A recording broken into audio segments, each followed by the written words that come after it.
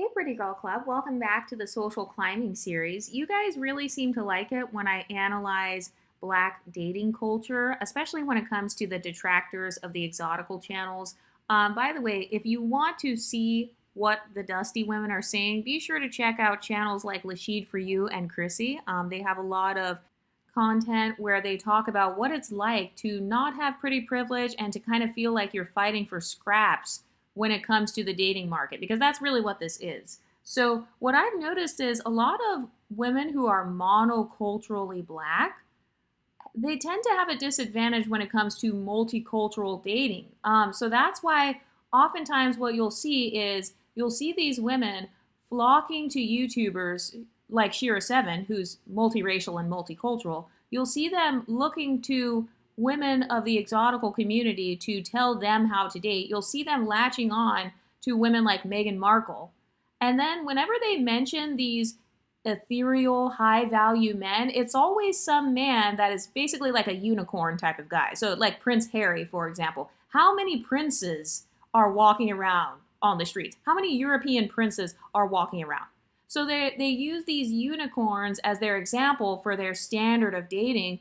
And then their standard of hypergamy is usually some sort of woman that benefits from either colorism, texturism, or featureism. Another thing I will say too is I do think that some of them pedestalize MLS men just because I hear a lot of them talking about Russell Wilson. I don't think he represents all MLS men, but I wanted to put that in there. A lot of women also find themselves chasing after biracial men.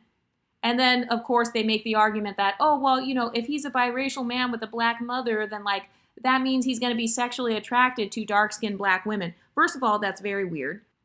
Because one of the talking points that I hear when you have two MLS people dating is, oh, you guys look like siblings. Why would you date someone that looks like your family member? And it's like, okay, so you don't want people to date someone that looks like their siblings, but you want them to date someone that looks like their mother or their father or their grandpa or their uncles. So do you see the hypocrisy? But I want to talk about why monocultural women have a disadvantage when it comes to dating. That's part of why they talk so much about competing. They're studying, what do the exoticals do? What is Meghan Markle doing? What's Lori Harvey doing? What is Sierra doing? All these women who benefit from isms, all these women who have pretty privilege, what are they doing? So the reason that they're studying that is because they know deep down inside that they have a disadvantage. They didn't grow up in those other cultures, and so they don't know how to navigate those cultures. Think about the types of messages a lot of young, unambiguous black women have been sent. A lot of those women have been told that society hates them, everybody's colorist, texturist, and featurist, white Hollywood won't accept them, they've been taught about slavery, so imagine being a woman who suffers from all of the isms and then you walk into an all-white space. That's where you get the women who feel out of place. And then another thing that I've seen too is they will tell women like, oh, just go to a hotel and sit at the bar. And then I saw some black women coming back and complaining saying, oh yeah, I went to a hotel and I got solicited as a prostitute. They thought that I was literally a lady of the night because I was sitting at the whole hotel bar at 11 p.m. on a Friday night by myself. And it's like, well, yeah, that's because sometimes when you're in a non-black setting, obviously they're more likely to stereotype you. They're more likely to stereotype your blackness. We all know that the Jezebel stereotype is something that is heavily associated with unambiguous women. So that's why you had all of these women coming back and saying, oh no, I can't go to the hotels and hang out because, they're going to stereotype me. They're going to sexualize me. But another reason that they tend to have a disadvantage is because there's this tendency to complain about everything. Because what I've seen is you'll have these women coming online actually trying to help people that are like black. You'll have women saying, oh, well, just go to a hotel or go to the dating apps. No matter what it is their leader tells them to do, they will always have a complaint. They'll be like, oh, at the hotel, I got sexualized. Oh, the dating app, the algorithms don't work. Oh, when I tried to go outside to the parade, nobody was looking at me. Oh, when I tried to go down the street to the sports bar, nobody talked to me. So it's this perpetual victim culture. That's another thing that makes it difficult to date, because if you come from victim culture, obviously you won't fit in with privilege culture. So this is a sociology channel. I love talking about social constructs. I love diving deep into topics that I've never seen other creators talking about. And so one of the things that people don't understand is that, let's say you're trying to date someone that's a millionaire, which is 99% not going to happen. But okay, let's say you're trying to date someone who's rich. There is actually a culture that comes with being wealthy and growing up wealthy. So what I've noticed is a lot of women, they're blaming their dating failures and they're blaming their lack of desirability on the isms. They're saying, oh, well, nobody likes me because I'm dark. Nobody likes me because I have an afro. Nobody likes me because of featureism. So, now I got to go everywhere with contour and powder on. I have to have a full smoky eye. I have to cover up these facial features because otherwise they're going to be featurist against me. So they're blaming the isms when in reality, it's cultural differences that are holding them back in terms of their own dating experience. Number two is a combination of Disney Channel and Black love media. Okay, so that's different than the people who grew up in other cultures. So how you were raised as a child, that is definitely going to shape what you grow up to become. So according to a lot of their own talking points, they've talked about how their households were toxic. Maybe they had a bad relationship with their mothers, with their fathers. So if all you have to lean on is movies like Booty Call and Two Can Play That Game and, all these other ghetto ratchet looking movies. There are so many movies that I had never even heard of until the other day when I was creating my content. But what you'll see is a lot of children, they naturally latch on to media more than they latch on to their parents in a lot of cases because that's a part of coming of age. It's kind of veering off from the identity that your parents give you and trying to create your own identity. So because of bad parenting, some of these young girls, they grow up thinking that the world is supposed to be like what they saw on these movies. So what happens is throughout the 90s and early 2000s and throughout the 80s, you had a whole segment of women in the Black community who were going out and getting pregnant by these, it could be a Pookie or a Ray Ray, it could be some sort of player type of guy. And I'm not saying that the men are not to blame for that because they are. This is a part of why I talk about decentering men so much. But there is a such thing as coming from more of a male-centered culture. And if you don't believe me, go watch channels like Cynthia G, where they actually admit that Black culture in and of itself is very male-centered and very male-worshipping. Okay, so if you grew up monoculturally Black, that means that you're probably more likely to be male-centered and male-worshipping in general. And I think a part of that comes from lack of privilege. If you are underprivileged, obviously you're going to have a stronger desire to get access to that privilege. So think about the women who identify as the least privileged, the least desirable, least protected, whatever, according to their own talking points. So that's another thing that makes these women kind of act more desperate. That's why sometimes you'll see these behaviors where you've got women standing on the table, twerking, or they're desperately chasing after these dusty trailer trash types of white men. They're chasing after a Pookie, but he's like a white version of a Pookie. And it's not that they're attracting that because they're dark-skinned or because they're Black. No, that is a cultural thing. Your culture, especially dating culture, that affects how you go out into the world. And so sometimes when you have these women who maybe they've never experienced dating, according to their own talking points, they talk about how they didn't get asked to prom. Their little crush, he didn't like her. He was only dating her in the shadows. He never showed her off. So a lot of women have this trauma, kind of this deep-seated rejection trauma. I do believe that feeling rejected, that is one of the main parts of Blackistan culture. And when I say Blackistan, I'm talking about the negative aspects of Black culture. If I'm talking about something positive in regards to Black culture, I'm going to call it the Black excellence culture.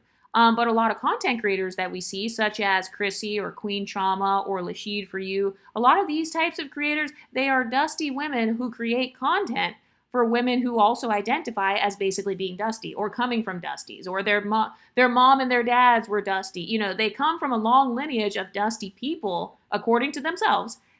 I didn't say it, they said it.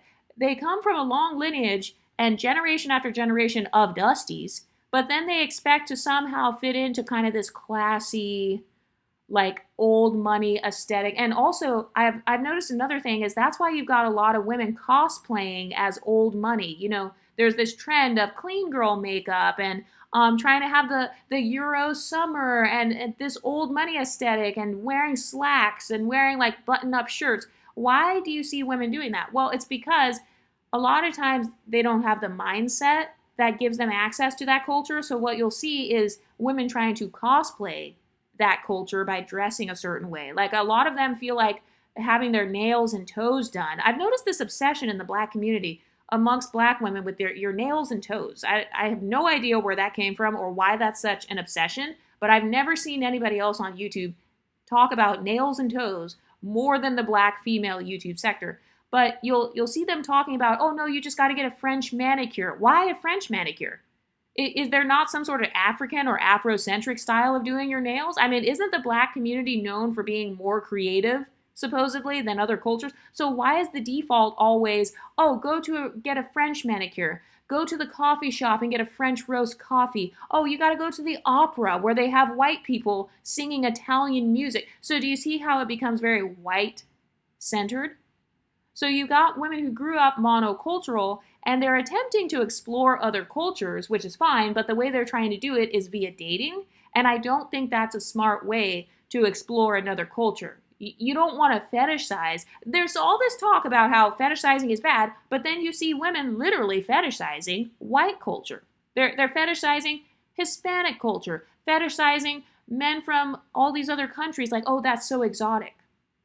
It's exotic that he has an accent. Oh, his accent is sexy. Oh, that's another thing. I've also noticed where a lot of women, they will settle for men who can barely even speak English because they don't care. They don't value communication in their relationships. So it's funny how on the one hand, you have these women who are claiming that they want to have a transactional relationship. You know, they're claiming that they're going to get the bags. They're pretending that they are going to live a lifestyle like that. But then when you see them in real life, it's the exact opposite. It's really just desperation. And a lot of times their rejection comes from their cultural background as opposed to how they look. Because if you look at the attractive women who are Black and dark skinned who are dating in other ethnicities, those women were already privileged in one way or another. They were either pretty privileged. A lot of times they were also financially privileged somehow. So maybe she's some sort of educated businesswoman or something. So that still indicates a form of privilege. So it's easier access that she has into these upwardly mobile cultures because she herself is already educated. So of course she's more likely to get along with an educated man as opposed to a Pookie. Why are some women only able to attract uneducated white men? They only attract uneducated Hispanic men. They're attracting these men from other cultures who just need a green card. So it's funny how you'll see them making fun of like passport bros. In fact, they'll make fun of us, exoticals, and they'll be like, oh, your dad was a passport bro. You know, that's one of the talking points they try to give to me, which is actually false. I don't know where they got that from. But they try to say like, oh, the exoticals, that's just a bunch of passport bros. You know, they have Black fathers who married these women from other countries and had these kids, and that's how they turned out. It's like, okay, so you're talking down on dating people from other countries, but if you look at YouTubers like I Am Aloho, her husband is from another country. And so they'll talk all this shit about being the blueprint, but then whenever you see a non-Black man post on TikTok, they will comment and say things like, do you like chocolate? Do you like dark skin? Do you like 4C hair? Do you like afros? And it's like, okay, I've never seen a confident woman with high self-esteem begging a random stranger for validation. I've just never seen that. But what you have is you've got a group of women, they're creating Reddit groups, like the Black Women Divest Reddit group. By the way, be sure to check out the theories on exoticals on Reddit because, you know, we're famous over there as well. We're famous on Reddit, we're famous on Lipstick Alley, and we are famous on YouTube. Exotical tax! But if you look at these women, you'll see that they're so bad at multicultural dating that they actually have to create entire groups and ask other women, oh, hey, how did you do that? How did you get a white boyfriend? How did you get a boyfriend that was Samoan? How did you do that? Oh, you know what? I'm going to pick up and move across the country because I got rejected in the dating market in Atlanta. And so now I'm going to pick up and move to North Dakota, I'm going to move somewhere where the men don't have as many options. And by the way, oftentimes men not having options, that's a strong indicator that he has low socioeconomic status, or he's ugly or something, or he has like a whole bunch of kids, a whole bunch of baby mamas. So that's another bad social climbing strategy. They're moving from highly populated areas to less dense areas where there are less women because they feel like that's going to make their dating options better. And it's like, ma'am, if you move into a community filled with bums, that's not options. And also, have you noticed how they talk so much about expanding options? They'll say, oh, we're not white supremacists. We just want to expand our options. Okay, well, what do you define as an option? Because if I walk into a bar and there are 100 white men in the bar, do I have 100 options? Are you just saying that an option just means any man who's breathing? Because that's not a good, I mean, tell me you have low standards without telling me you have low standards. Because notice how they talk about options, but they never tell you what makes a man an option. It sounds like to them, options just means any man who's walking. If you move to North Dakota, or if you move to Maryland, which is what Anwar is telling women, if you move to Maryland, you're going to have more options. And then I've seen TikToks where women are like, oh yeah, you should move to Maryland. And then they show a woman like getting catcalled down the street. It's like, ma'am, getting catcalled, that man, I don't want him to be a part of my dating options. Like, how is that an option? Men who are so desperate that they have to literally shout at me from across the street, I don't view that as a compliment. But I see women on TikTok saying, oh yeah, you should move to Maryland. They love dark-skinned black women with natural hair. And then the clip is of some dusty on the side of the street saying, hey man, excuse me, grand risings, you look beautiful, my queen, my black queen. So it's like, okay, are Hebrew Israelites your options? Like, who are all of these ethereal options? Who are all of these magical unicorn options that they're talking about? Notice how whenever you go on these content creators' videos, go to videos like Chrissy's, she never shows pictures of who the options are.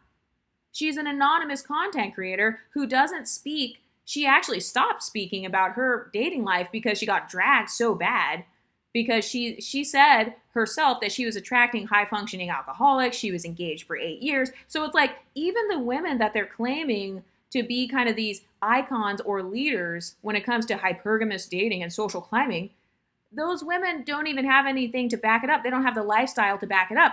And then the women that do have more credibility, like Ashira 7, these are women who have privilege. They have pretty privilege. They come from a multiracial background. They're multicultural. Oh, and by the way, Shira's husband is black.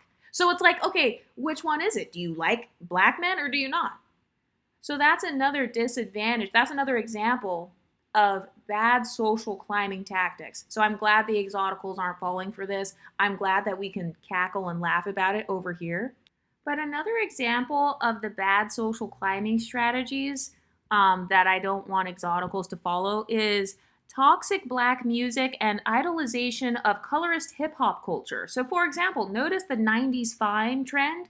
The 90s were notorious. The 99s and the 2000s were notorious for their colorism, texturism, and futurism, according to the black empowerment sector. They literally said that was one of the most toxic eras, was when they were growing up. They said the movies often featured women who were lighter than the men and, you know, all the texturism and stuff. So it's hilarious how on the one hand they try to call it colorism, but now secretly they're saying, oh, actually I want to be 90s fine, which means I want to have the natural long silky hair. You know, silk presses are coming back in. You see relaxers are coming back in. You see a lot of natural hair YouTubers with long type 4 hair, 4C, 4B. They're saying, oh no, I'm going to relax it. Oh no, I'm going to texturize it. I'm going to get a Jerry curl. I forgot what they call it. I think it's called a Gina curl now, something like that. So you see the rise in those types of trends where they're actually bringing back that look because they want to look like the women in the 90s who benefited from isms, such as Chili from TLC,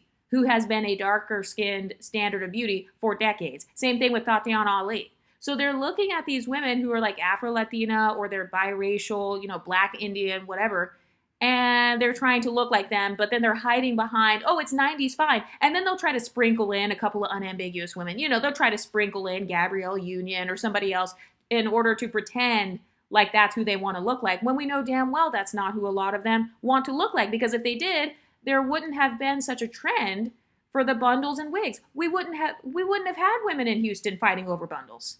That wouldn't exist, because attaining this phenotype where you have the chocolate skin tone and kind of this short silk pressed look, kind of like what Gabrielle Union had, that would be easy, right? But we know that not only do they not actually want to look like that, but it's also not sustainable. A lot of women, a lot of monocultural Black women especially, do tend to live in places like Atlanta, Houston, like Mississippi. So they're living in places that have high humidity. So all this stuff online, this is literally just you're flexing for the gram. You're fronting for social media. This is just women thinking about it in theory. They're not actually following these trends in real life. You don't have women who are wearing 90s makeup. Back in the 90s, they didn't do contouring of their nose like how they did in 2015. So I don't see that trend really taking off like what they're trying to say it is. It's not. So until I actually start to see unambiguous monocultural women walking around looking like women in the 90s, such as Lauryn Hill, until I see them actually doing that, then I'm going to call cap. I'm going to call BS. Also, in the 90s, that was when you had a lot of the good hair rhetoric. You had a lot of that rhetoric about, oh, she has good hair and she has bad hair. So texturism was way worse than what we consider it now. So the fact that you even have women even supporting that or saying that, they want to go back to that is laughable to me. It's laughable because the 90s didn't include lace fronts. For the most part, that wasn't the main trend, was lace fronts. The trends were leave out. If you had a sew in or whatever, you have to have leave out. So guess what? That means you actually have to have edges. In the 90s, they weren't hiding their hair under braids 24/7. So you actually have to not wear braids 24/7. And we know that that's not realistic. So that's a social climbing problem that I see in monocultural Black settings, is they're constantly setting a standard for their own communities that they can't even meet. They're telling them to get this white man, or they're like, oh, open your options, but then they don't tell them what the options are. Oh, be 90s fine, but then they can't be 90s fine because it's not realistic, it's not the trends, and they don't want to do that. So they're constantly giving instructions. They're giving bad instructions, basically, to their own audiences. So that's why you constantly have a lot of women who are always frustrated. Notice how this frustration has become so bad. The dating frustration, the hair and makeup and beauty standard frustration has become so bad to the point where they now have a new term called Black fatigue. And in reality, it's like, okay, is it Black fatigue or is it self-fatigue? Because it's really looking a lot like self-fatigue. If you have Black fatigue and you're Black, what does that say about yourself? I mean, and then they'll say, oh, well, it's not actually Black fatigue, it's just ghetto fatigue. Okay, but if I'm not in ghetto spaces, why would I be fatigued? I don't hang out in the ghetto. I don't hang out with Pookie and Ray Rays. I thought you just said that you only hang out in white spaces or in classy spaces. So why would you have this fatigue? Where is the fatigue coming from? That's another issue I see. So they're not able to explain their talking points. They're not good at describing the terminology they're using.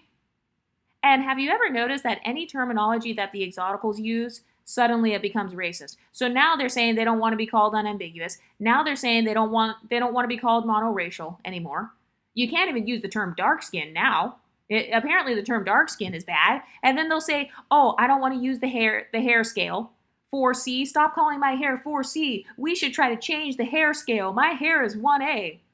Stop calling my hair 4C. The hair scale doesn't make any sense. Okay, well, tell that to the thousands of Black hair YouTubers then. They have all the smoke for the wrong people.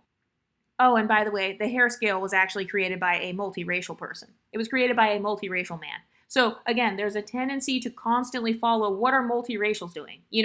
What's Shira 7 talking about? What is this multiracial guy talking about with his hair scale? Okay, I'm going to follow the hair scale now. Oh, how do multiracial women's hair, how does their hair look? Oh, okay, a lot of them have type 3 hair. Let me go get a relaxer. Let me go get a perm. Let me go get some Burmese curly. Let me go get the raw bundles.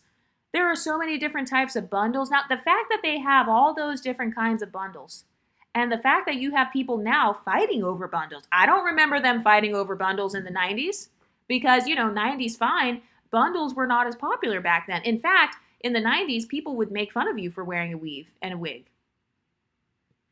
And another reason that I feel like these types of women have a disadvantage in dating is because, first of all, they come from a culture of chaos. And I'm not even talking about the Black dating culture right now. I'm just talking about Black beauty culture.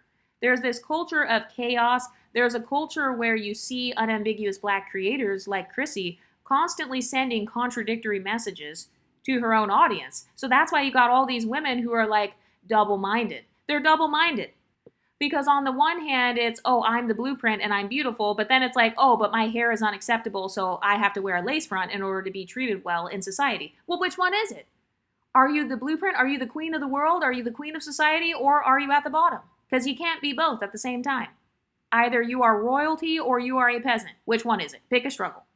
Do you want to have the struggles of being royalty or the struggles of being a peasant? Because for the black women who choose to be more like privileged, or they want to be more privileged, they want to identify with that, you got those women constantly having to watch, like I said, they have to watch exotical content then, because we are the main ones who are both black, and we also have proximity to non-blackness at the same time. We are both black and privileged at the same time. So they don't have that same cultural bridge that we have. So that's why you have them, you know, with 250,000 subscribers like Queen Chama and Chrissy. Imagine having 250,000 subscribers and you are focused on a teeny tiny channel that's, I mean, damn near 1/10 of that size. That shows how big of a pedestal there actually is for women who are benefiting from these same isms that they claimed to be against. 90s fine? An exotical is more likely to be called 90s fine. Comment down below if you are an exotical who's been called 90s fine. I mean, because I can guarantee you probably have. I get called 90s fine, but I don't view it as a pedestal because, again, male attention or the male gaze or fitting into a particular trend, I don't get my self-esteem from that. So that leads me to the next cultural disadvantage that we see from these women when it comes to dating is they don't have any other sources of micro-validation. So they're naturally more male-centered. Remember, they've been watching the black love media, and they've been, maybe they didn't have a father, according to their own talking points. So they've been watching the black love media, didn't have a father figure, had toxic relationships with their own mothers and grandmothers, etc. So what they're really doing is they're trying to escape a narcissistic household. We know that that's a really big struggle in the black community. And not just in the black community, but also in impoverished communities in general. We do see higher crime rates, higher levels of narcissism and mental illness. So a lot of these women, the last thing they should be thinking about is dating. But again, dating means more to them because outside of dating, they don't have any other validation sources. They don't get called 90s fine. They don't, they get made fun of for wearing the lace fronts. They get made fun of for their makeup or like for trying to be pretty, according to their own talking points. Anything I say on here, this is according to what they've said about themselves. So that's another thing that gives them a disadvantage because they're not as carefree. And we learned this. Remember how a while back I actually did an interview. I did a couple of interviews with women who actually bleached. They went from unambiguous and dark skin to becoming light skin or to having like a white passing type of skin tone. And even they talked about how amongst their own unambiguous community, they said that the culture was so toxic, and they said that the messages they received from other women was that, you're at the bottom, you have to compete more. Basically, they felt like they were put in kind of this box. So it's the same thing that we see with dating coach Anwar. Notice how his content, whenever he's talking to dark-skinned women, he's like, oh, if you're dark, dark, dark, you got to go for white, white, white. And it's like, well, why are you limiting people based on the color of their skin? Is that not colorism right there? You're basically saying because you're dark, you can't date somebody else that's dark, even if it's a non-black person. You can't date even a non-black dark-skinned person. No, if you're dark, dark, dark, you got to go for white, white, white.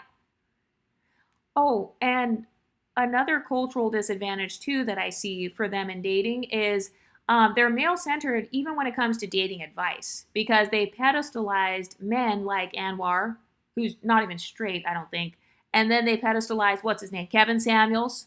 Or they're like paying way more attention. They pay too much attention to like what are black men saying. Like if you look at Chrissy's latest video, one of her recent videos, it was really a response to content creator O'Shea Duke Jackson, who's like a red pill type of guy. So it's like, what? How are you even keeping up with? Anytime I see something in my algorithm that goes along with red pill or it's like Fresh and Fit or whatever, to this day, I have never watched a full episode of like a Fresh and Fit podcast. I can't tell you what the last 10 most popular videos were in the red pill space. So on the one hand, you have these women saying, oh, well, I'm divesting, I'm expanding my options. But then when you look at their algorithm, they have a Blackistan algorithm. And then they complain and say, oh, the algorithm only promotes me to Dusties. And like, oh my God, nobody clicks on my videos. And oh, my algorithm looks different. Everybody is complaining. All these black men are complaining. It's like, okay, what are you putting in your algorithm, ma'am? Because I have no idea. Like half of those black movies that I showed in my last video, I don't even know what some of those are. I've never listened to a full album by Tupac. I've never listened to a full album by Erykah Badu or any of these other people that are like considered icons in the black community. And it's not on purpose. It's just because I never focused so much. I was never so like obsessed with trying to fit into blackness or black culture. I was never like that. So I didn't have this codependency type of mindset with my own blackness. And so I didn't feel like, oh, you know, I'm going to be left out. So I have to keep up with all the albums. I have to keep up with all the music. I got to keep up with all the media. So that's something else that you see that gives monocultural women a disadvantage with multicultural dating. It's a follower mindset.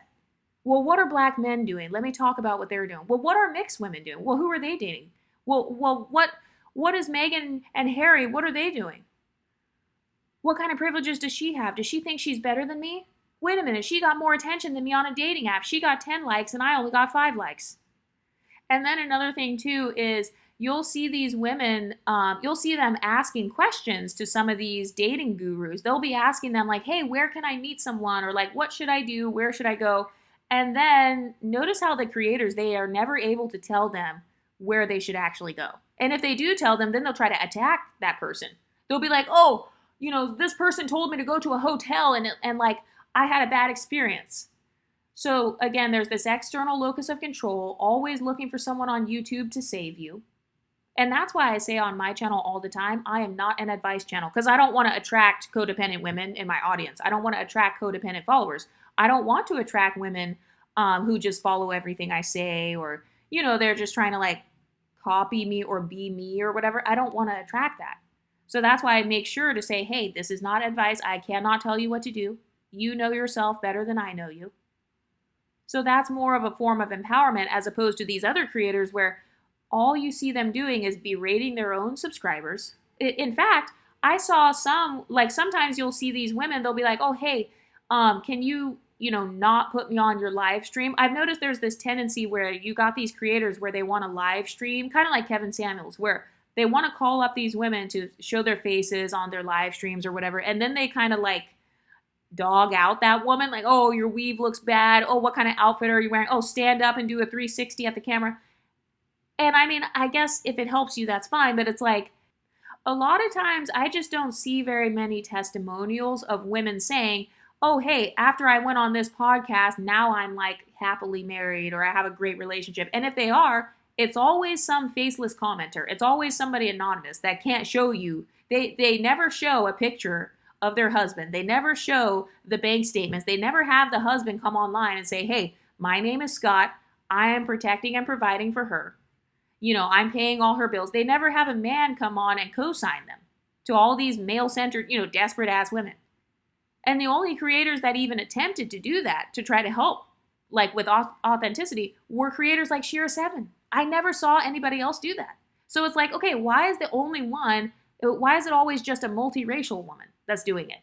Why didn't I see any unambiguous women having their white or whatever type of husbands come on and then talk about like how they met or what they did? Oh, and then another thing too, oftentimes if you look at the content creators and look at their backstory of how they met their husband or how they got with him or whatever, it doesn't usually align with this, it doesn't align with the story archetype that they try to promote. Because I notice in monocultural black dating spaces, kind of these black level up spaces, they will try to make it like, oh, all you have to do is just go to a bar where there are a lot of white people. Just go to the Kentucky Derby, just go to a polo game, just go to a lacrosse game and wear your natural hair in an elegant updo and all the men are going to come flocking. But then when you actually look at their comment section, most of the comments are not testimonials. Most of their comments are just, oh, great video. So that's how I know that it's only for entertainment purposes, and any of the women who take that content seriously, they do tend to be at a great disadvantage And then also, that's why you have a problem with them kind of stalking and latching on to what multiracial women are doing. And then the multiracial women will tell you, hey, you guys, we're not as male centered as you. So like, we don't really care. Like, this is not a relationship channel, or, I just want to get my bags, or this is a decentering men channel. And no matter what we say, there are always monocultural women secretly still trying to use our content to be male centered. In fact, I've even heard some women say that they decentered men so they can attract a better man. And it's like, ma'am, that's not how you do it. Like, you're doing it wrong. Also, I saw that Chrissy's most recent video was called, "Who Gets to Benefit from Interracial Dating?" The fact that that's even a question shows that she views interracial dating as a prize. It's a competition. Who gets to benefit?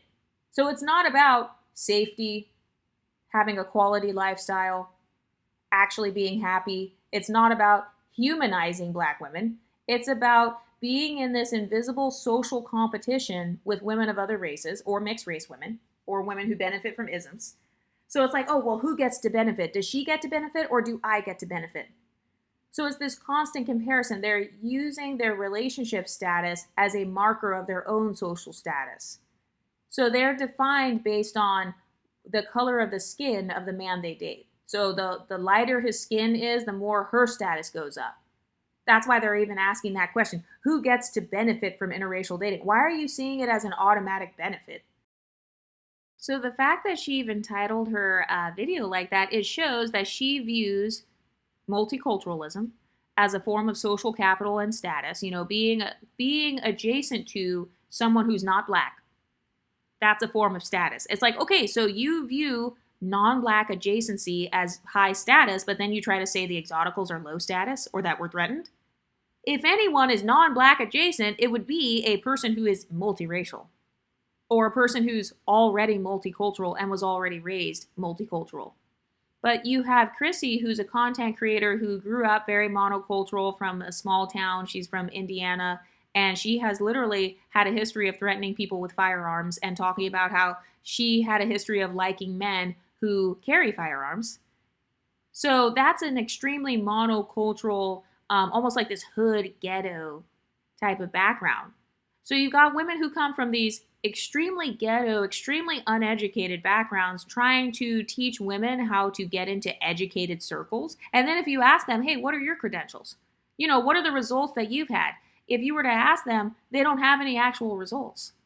And that's why you never hear them going into detail about their personal story times. They have to use celebrities as an example because they have never been treated like a celebrity before. They don't have access to a high level lifestyle. They don't have options themselves. So they will try to use women that they don't even look like in terms of body type, teeth, face, the number of chins they have. They're using a woman who's skinny, who only has one chin. They're using a woman who has a nice bone structure when they don't have that. They're using a woman who actually has her edges when they don't have that as their example because they can't use themselves. That's another social disadvantage that we see in monocultural spaces when it comes to dating. If you come from a culture of people who you just said have the most broken homes, the lowest marriage rates or whatever, why would you suddenly become an expert on how to create this perfect trad wife lifestyle? You don't even know what you're talking about then at that point. And then I see some women, they utilize Christianity or Muslim, they utilize religions as a bridge in order to get marriage. But even in that case, a lot of those religions are still non-Black centered. So you still are needing some sort of white validation. You're still getting white validation in one way or another. But then you have the audacity to try to discredit multiracial and multicultural women, as if we don't know what we're talking about when we actually grew up in the culture that you're seeking to be a part of right now. So women like Chrissy, she's fighting to be a part of my community, which is the multicultural community. She's fighting to fit in multicultural spaces. So she doesn't have the experience of growing up that way. She only has, 2 years of experience? How long does it take for a lot of these women to quote unquote divest or expand their options or whatever? For a lot of them, it takes decades. So they're already decades behind. And that's why you don't see any creators in this sector who are successful except for actual multicultural women like Shira Zevin. And then what I see is this talking point of, oh, well, black women are allowed to date out for whatever reason they choose. Okay, and then mixed women, we're not allowed to date other people? We're not allowed to date other cultures, or we're not allowed to date what? White, black? So do you see the hypocrisy there? So if you're an unambiguous black woman, you can do whatever you want, choose whoever you want. But if you are a multiracial woman, no matter who you choose, it's going to be made fun of. Like if you're mixed, if you date someone white, oh, she wishes that she was white. She's trying to be white. She must be secretly bleaching her skin so that she can look more like Mariah Carey, so she can try to pass as being white. And then if you date someone black, oh, well, she's only dating someone black because she got rejected by her other side. The white people didn't accept her. The Asians didn't accept her. The Hispanics didn't accept her. So she is relegated to getting the leftovers in the black community. She would be at the bottom of the white community, so that's why she's going for the top of the black community. And it's like, okay, if mixed women are at the bottom of the non-black communities, then where does that place you as an unambiguous dark-skinned black woman then? If I myself am at the bottom because I'm not white passing, then what would that make you as someone who is black passing? Or, you know, you're unambiguously black, dark-skinned, 4C hair, broad facial features, black parents and grandparents. And another fallacy that I see over there is they'll be like, oh, well, black men are more vocal about being colorist. Okay, just because a white man doesn't say anything colorist towards you, that doesn't mean that he's not colorist. Just because someone doesn't explicitly call you the N-word, that doesn't mean that they can't be racist. Look at what happens to a lot of black women who go on these shows like The Bachelor or whatever. You'll see their racism come out later on because, you know, they've been socialized to be more strategic and more undercover with their isms, obviously, because they already have a reputation for being considered racist. So if he were to come out and just be racist, obviously that's going to blow up his spot instantly because he knows that you're already thinking of him as racist. So obviously they're going to be more covert naturally. And then they're like, Exoticals United, why are you so worried about unambiguous women's choices? Why are you worried about Mariah the Scientist's choices? You guys make videos all the time analyzing the careers, the lifestyle choices, and the relationships, and the mistakes of MLS women. I just saw a video on my timeline today that said Tinashe ruined her career. You know, we see stuff like this all the time. Beyonce is a bad businesswoman. Tyla's a flop. Ice Spice is a flop. So it's like, why is it okay only for unambiguous women to analyze every other phenotype of woman?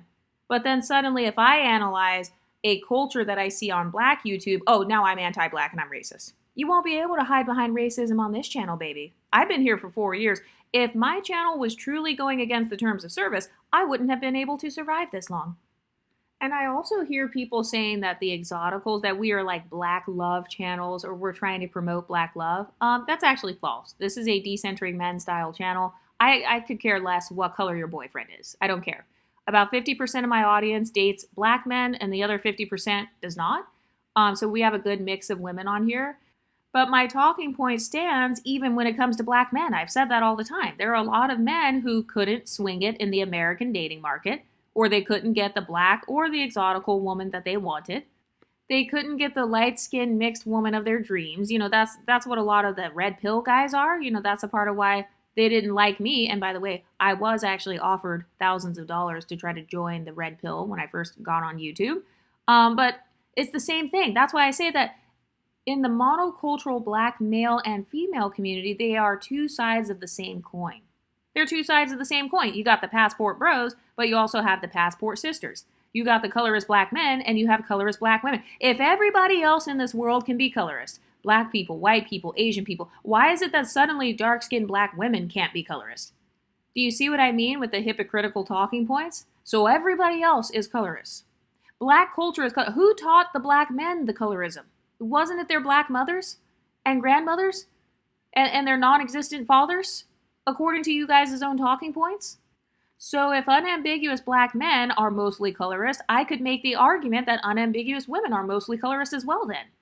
And especially if they're idolizing people for being white. And I see a lot of people who support Nicolandria. They're like, oh, well, I don't care why they're dating. I don't care if it's just for publicity. I don't care if it's fake. I don't care if he makes less money than her. I don't care if he's benefiting off of her. I still support their relationship because it's changing the world. It's giving black women a good image. It's like, okay, but that right there is the problem. That you literally just revealed that you don't have any standards for him because he's just white. So that's all you care about. All you care about is having the world see a white man give an unambiguous dark-skinned woman attention. Okay, so that proves your desperation right there. Thank you for admitting that you are the ultimate pick-me level 5,000.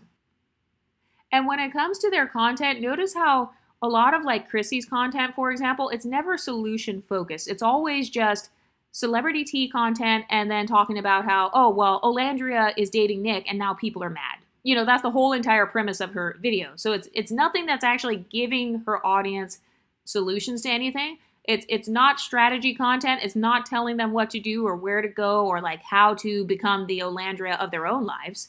Like, notice how on the exotical channels, even me, I've talked about how to become the Beyonce of your own life. You don't want to be the Kelly Rowland of your own life. But these women that are hyper focused on celebrity tea, and they're just kind of focused on the optics, quote unquote. Why am I so obsessed? Why would I be obsessed with Olandria's optics? I need to build my own optics. The fuck?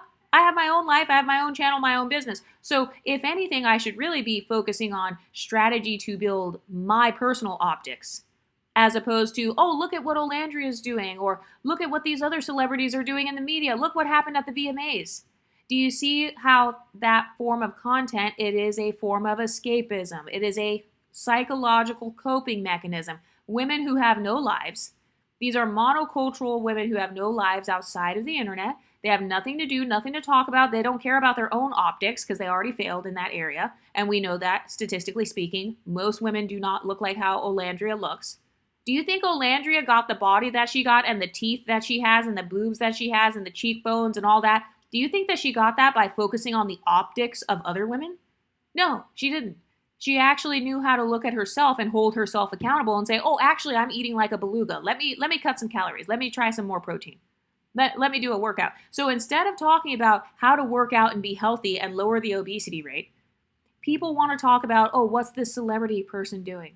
What's this reality star doing? When they know damn well that the majority of their audience is never going to be cast in a reality TV show. Never going to have access to these Clark Kent lookalikes or these models or whatever. That's no different than the black men who live vicariously through rappers and NFL players. And then you'll see black men like, oh, well, he's polygamous because he's a high value man. But then most of the black men in the audience, they don't have Nick Cannon's money or, they don't have like Shannon Sharp's money or status or career or whatever. So it's a moot point because they literally can't relate to the standard they're setting. But if you look at exotical content, we actually have women on here who tell their personal story times. They tell about their own lives, even if we end up getting dragged. And even the women who were here before me. Like in Shira Seven's case, you have these women telling their own stories. Because that's how much they want to help. So it's like, why is it always somebody who's already privileged in some way? Even like Princella, who's a decentering men content creator. Even she had no problem sharing her background or talking about her journey of like decentering men. She wasn't so afraid of getting dragged, but I've noticed a lot of the unambiguous monocultural creators, they always keep their background under wraps. They don't tell personal story times or whatever. They have a fear of like getting doxxed, fear of getting exposed, etc. But there's this tendency to go from Pookies to Wiggas to surf bums, beach bums. Has anyone else noticed that? So people will go from dating in the black community, usually they tend to go for kind of this Pookie or thug archetype or some sort of hobosexual. And that's just based off of the tropes that we tend to see in black media. And then when that fails, it's, oh, well, now I'm going to switch to someone white. But because of their heavy monocultural black background, all they can attract is the white men who are heavily in black culture. So these white rappers, kind of this Eminem archetype, these men who wear the baggy jeans, they follow hip hop culture. And then when that doesn't work out, then they go for the culturally white beach bum archetype, kind of like Nick Olandria. Nick, I consider him to be more of the beach bum type, where it's like, he's just trying to get on his feet. He was in between homes. He was trying to become a model. He wasn't able to become a model full time. So then he's like, okay, let me do nursing. So he was just building himself from the ground up. So it's more of the beach bum vibe, which is very similar to a Pookie. It's almost like the white version of a Pookie. He just doesn't commit crimes, but he's like a white hobosexual. That's what I consider Nick to be. And then I hear people saying, oh, well, the exoticals and other people are just mad because black women are benefiting from multiculturalism. I don't care what you benefit from. What I care about is receiving my exotical tax because you're trying to become like me. You're trying to be multicultural like me. You're trying to hang out with people who look like my family members. You're trying to hang out in cultures that I've already spent decades in. So I could care less who wants to benefit from multiculturalism as long as they respect multicultural people. Also, if you want to participate in multiculturalism, you will have to acknowledge multicultural beauty standards. So that means you have to acknowledge the beauty of women like myself. You have to acknowledge the beauty of women like Chili from TLC, or basically the women that you would see on channels like this one. So as long as you are trying to get into my community, just like how you get to gatekeep unambiguous blackness and the standard for what that is, and what it's like to be an unambiguous dark-skinned black woman who's monoracial, just like how you get to try to socially gatekeep that, I get to socially gatekeep multiculturalism. So how does it feel to be in my community? You're asking to be a part of my community.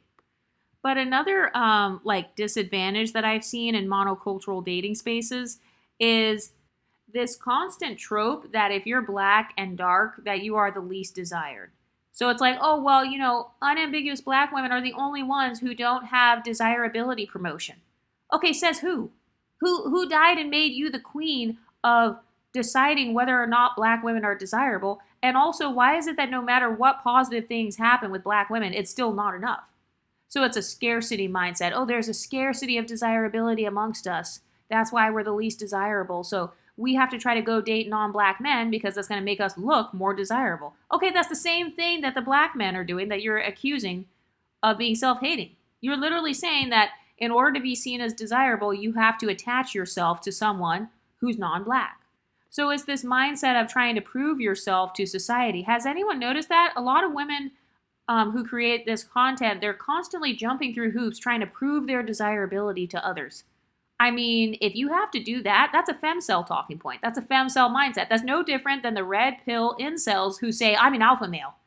I'm going to create a YouTube channel talking about how I'm an alpha male and I'm going to call it alpha male red pill. Or, it's the same thing where it's like you're spending your life trying to prove that you're an alpha. You're spending your life trying to prove your desirability to random people who could care less.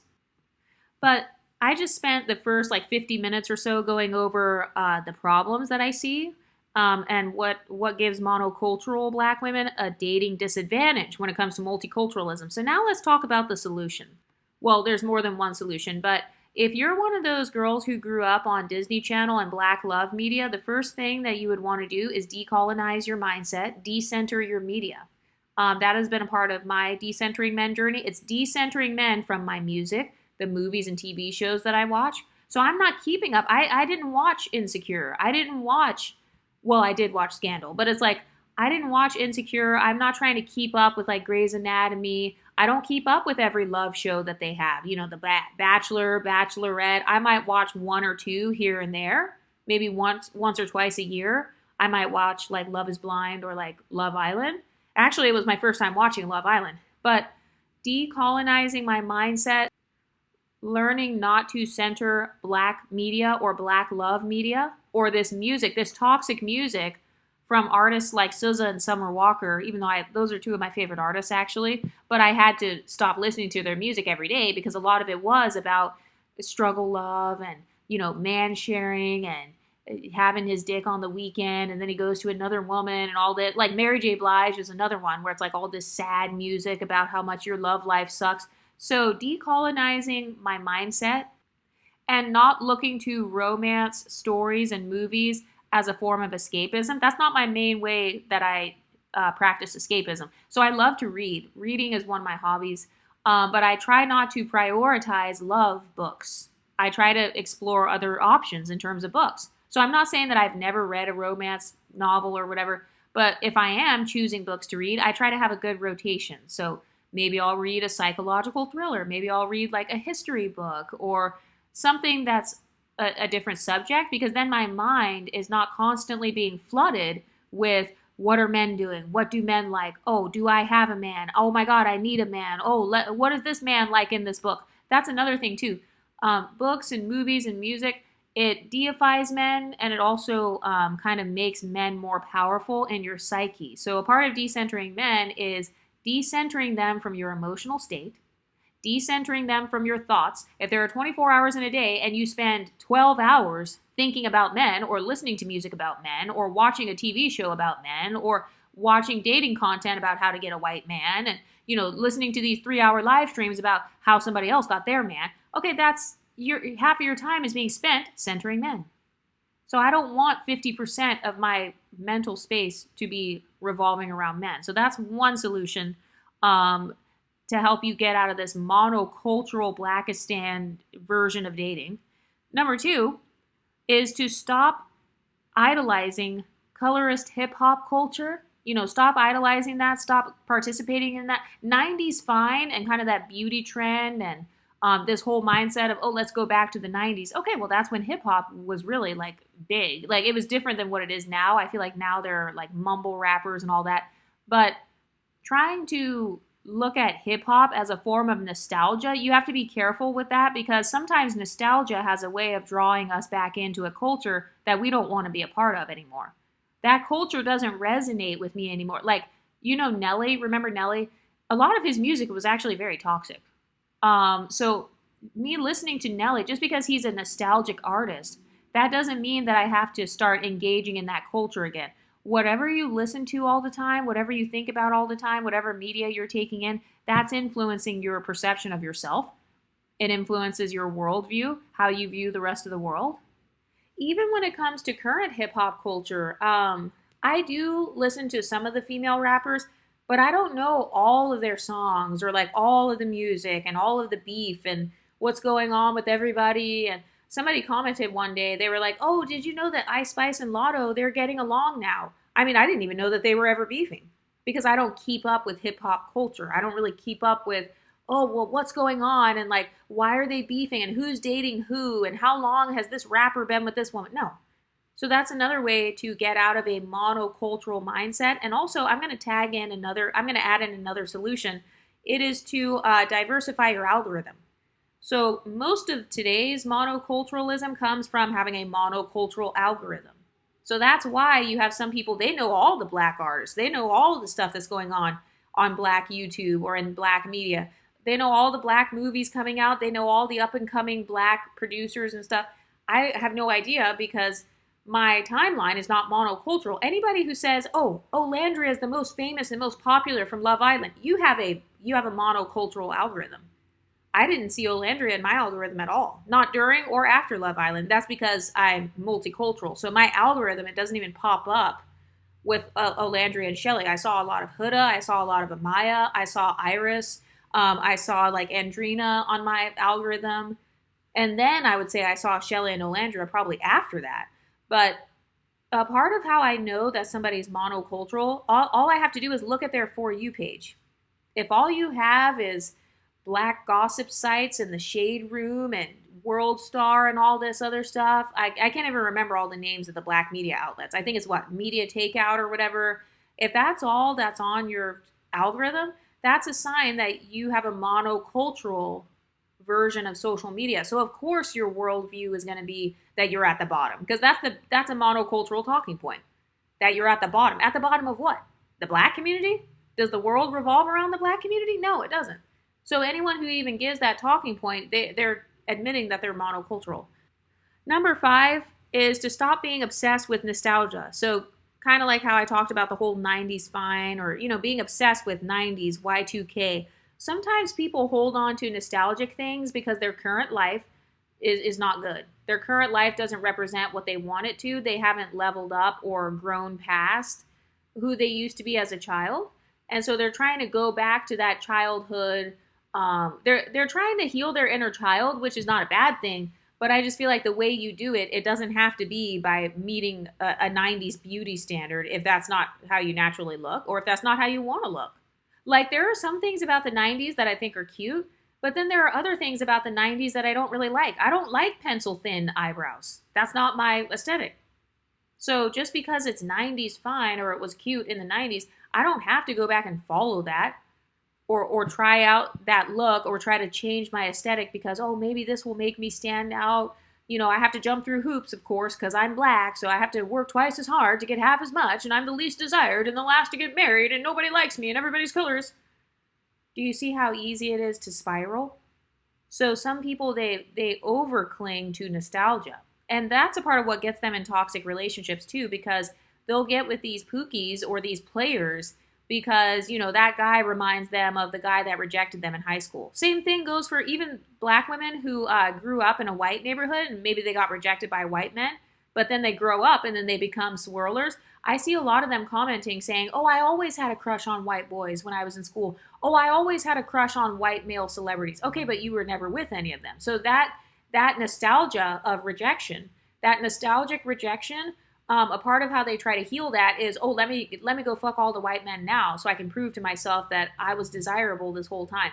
It's very similar to the revenge of the nerds talking point. The men where they were lames in school, they were nerds in school, so then once he becomes rich, he wants to just fuck all the baddies because those are the women who rejected him.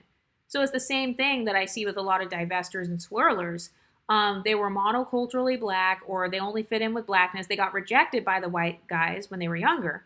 And so when they get older, they're like, oh, now I have money. Now I live in a white neighborhood. Let me pay thousands of dollars to go to Italy so I can sleep with these white men. So it's like a form of trying to heal themselves by sleeping with men who are white. It's like, oh, if I can't have his status, at least I can have his dick. Number 5, solution, so you can stop having such a disadvantage, is notice that a lot of the black content creators, they can never point fingers and name names when they talk about these high value men. And when they do, those men are unicorns. Okay? Are you living next to a Russell Wilson or a Russell Wilson archetype? How common do you think it is for a Russell Wilson? I mean, I don't even idolize Russell Wilson personally. Athletes are not my type. But if you do idolize that, you have to understand that the majority of the population is not NFL players.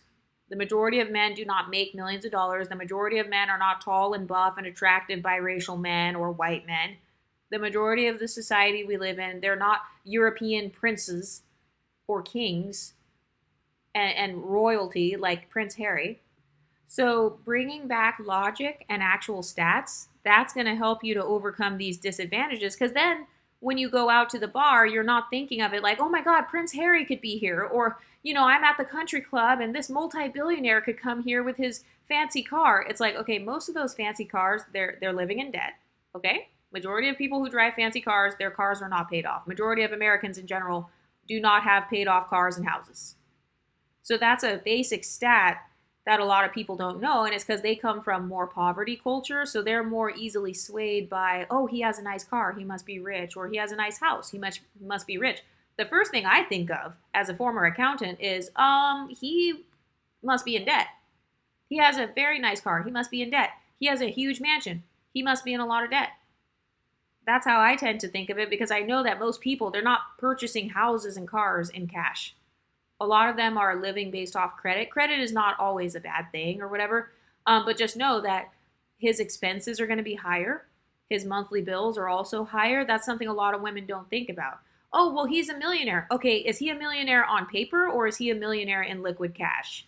Because he's most likely just a millionaire on paper. Statistically, the main way that people become wealthy is via real estate. So if he's a millionaire, it's probably because his house, the value of his house went up, or the value of his 2 houses went up. So there's also a such thing as being house poor. So a person could have a nice house and then they don't have any liquid cash because, they invested all their money in the house. So maybe they're living month to month. Or another thing too is for landlords who have tenants and stuff. If the tenant is late on their rent, well, guess what? Their rent is his paycheck and he still has to pay the property manager as well. So a lot of women who are ignorant, they come from degenerate backgrounds where they know nothing about finances.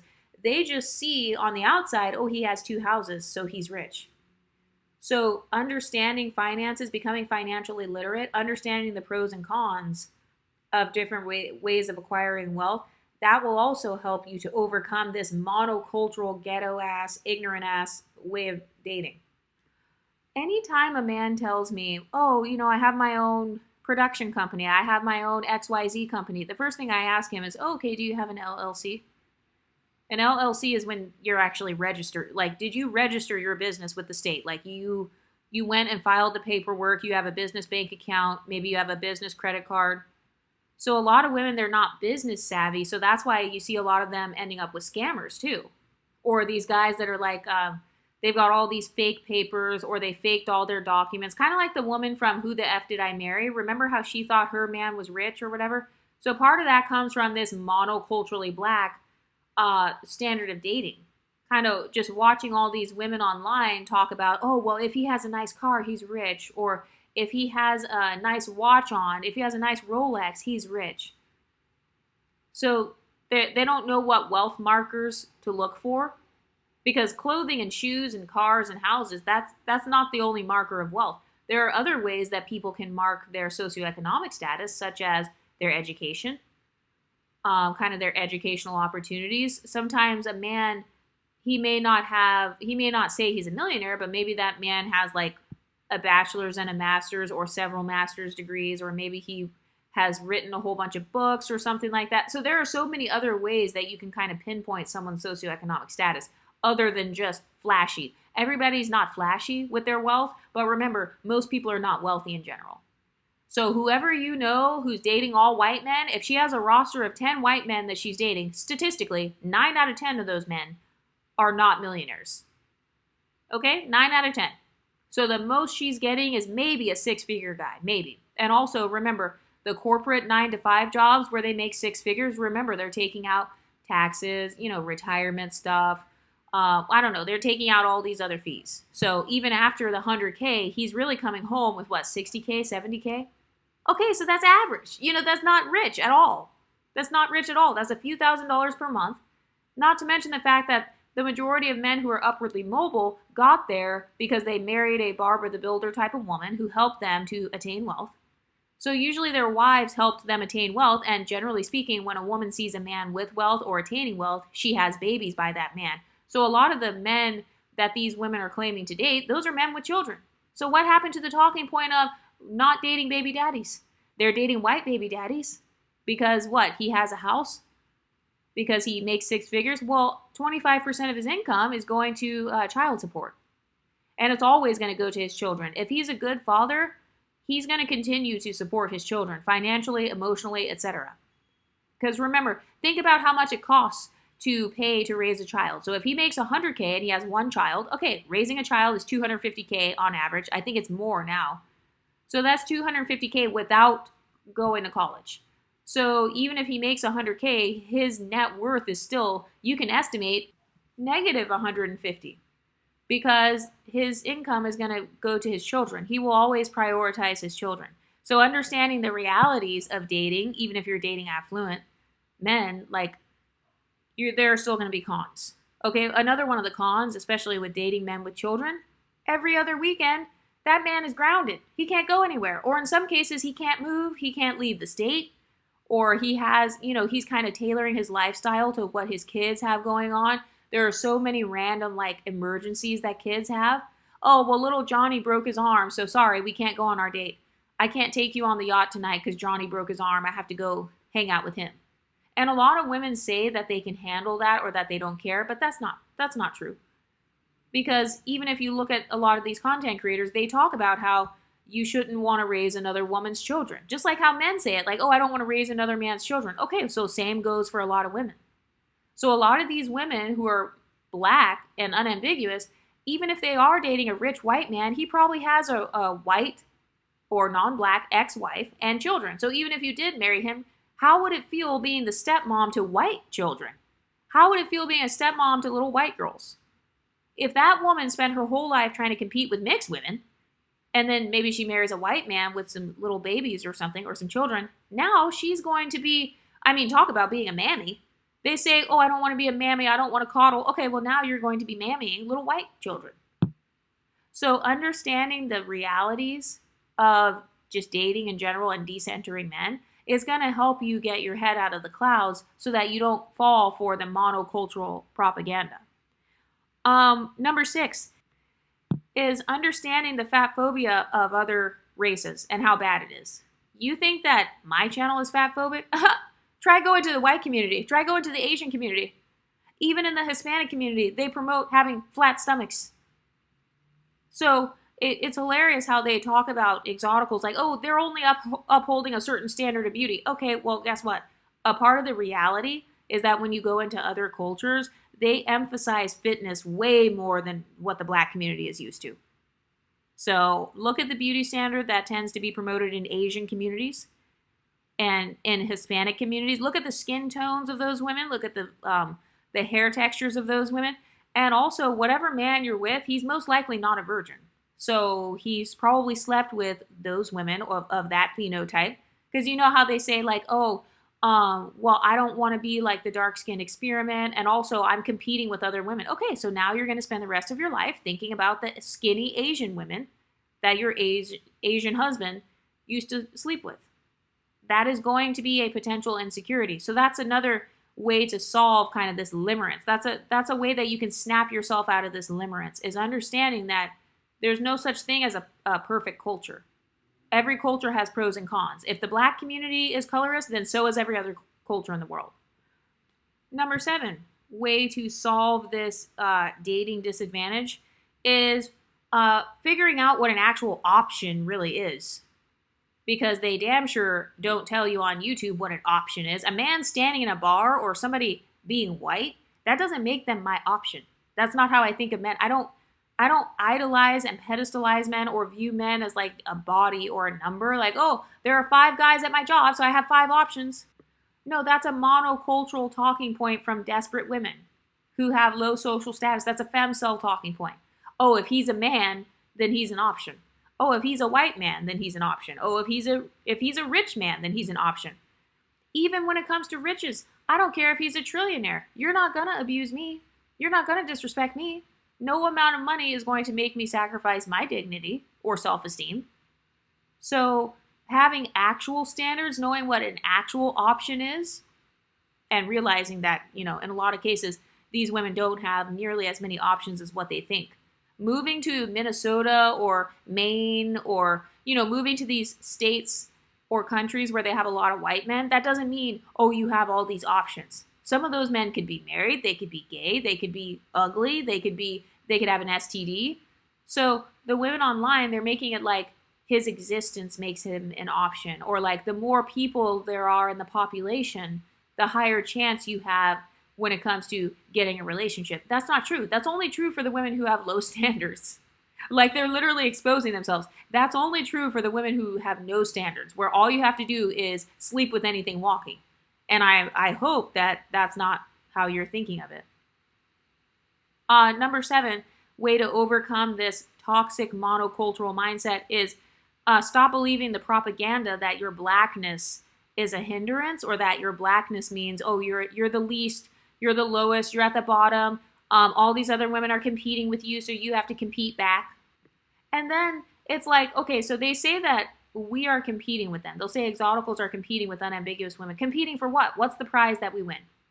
Oh, well, they're competing because they look desirable in the media. Okay, and what is the prize that you win from looking desirable in the media? Is it getting the male gaze? So do you see how they're revealing that what they view as the prize is the male gaze, dating app likes, it's getting likes on social media, and it's having men look at you. So they're literally saying that you're competing for the prize, which is the male gaze. So as soon as you stop making men the prize, you're going to be so much more free, and you won't have to worry about competing. Like, oh, she looks cute, she's competing with me. Oh, well, she got her hair done, she's competing with me. Do you know how toxic and exhausting that mindset is? To think that every woman in this world, by simply being pretty, that she is competing with me specifically. So how am I supposed to make friends then? That's why you have a lot of women like Chrissy or like Lashid, where they're just these isolated women. They have no family, no friends, nobody that really likes being around them. They definitely don't have friends of other cultures. Because if they did, then they wouldn't say such ignorant talking points. So that mindset of everyone's my competition, that encourages social anxiety. So that's why you have a lot of women who are anxiously going on to these live streams like, hey, what's wrong with me? Why can't I get a man? Can you judge my outfit? Can you judge my hair? Can you judge my nails and toes? Well, they're coming on there looking for validation because they have social anxiety. And they have social anxiety because they are watching this type of content. They're watching content that causes desirability anxiety. So I talked about that on a recent video. Like this whole mindset of, does he like me? Does he prefer me? Does he like chocolate? Does he like exoticals better? Does she think she's better than me? Oh, she's competing with me. That is all desirability anxiety. That's anxiety. That's spiraling. So a lot of these women's content is really just them spiraling about whether or not they're desirable. So taking a break from that content or no longer prioritizing it or just, not taking it seriously, that can help tremendously. In fact, a lot of you guys have come over here and said that ever since you stopped watching a lot of the Black empowerment content, you guys have said that your self-esteem has gone up, that you're no longer viewing everybody as your enemy, like everyone's colorist, everyone's racist, everyone's texturist. But if you're still here watching this, I hope you end up joining the Patreon. That's where I make a lot of custom content. I also have a members page, and it does have a decentered dating tier on there as well. I refuse to talk in depth about dating on this channel publicly, but if you're interested in that kind of content, you can check that out in the description or on my channel page. But what do you ladies think? Let me know in the comment section, and I'll talk to you next time. Stay pretty, ladies.